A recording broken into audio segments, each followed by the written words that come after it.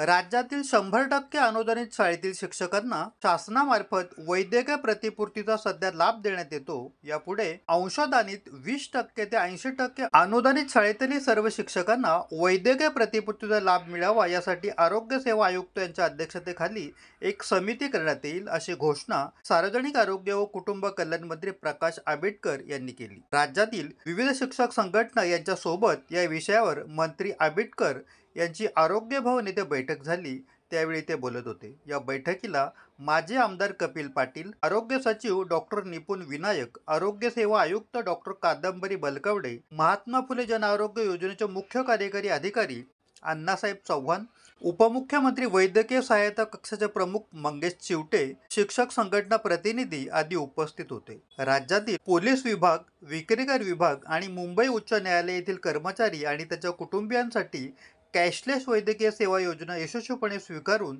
ती राबविण्यात येत आहे।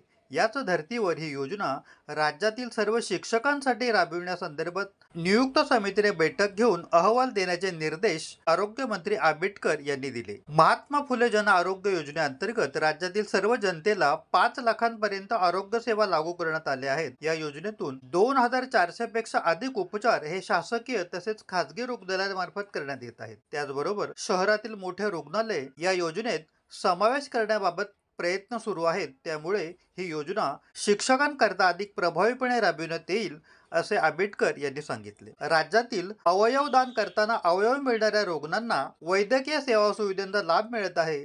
त्यामुळे यापुढे अवयव दान करणाऱ्या व्यक्तींनाही वैद्यकीय सेवा सुविधा मिळण्याबाबत विचार करण्यात येणार असल्याचेही मंत्री आंबेडकर यांनी या बैठकीत सांगितले। अंशतः अनुदानित व विना अनुदानित शिक्षकांनाही आरोग्य सेवा कॅशलेस मिळावी यासाठी आरोग्य विभागाने धोरण तयार करावे, अशी मागणी शिक्षक संघटनेच्या वतीने करण्यात आली होती। राज्यात 6.5 लाख शिक्षक आहेत। वैद्यकीय बिलांची परिपूर्तीसाठी शिक्षकांना अनेकदा फेऱ्या माराव्या लागत होत्या।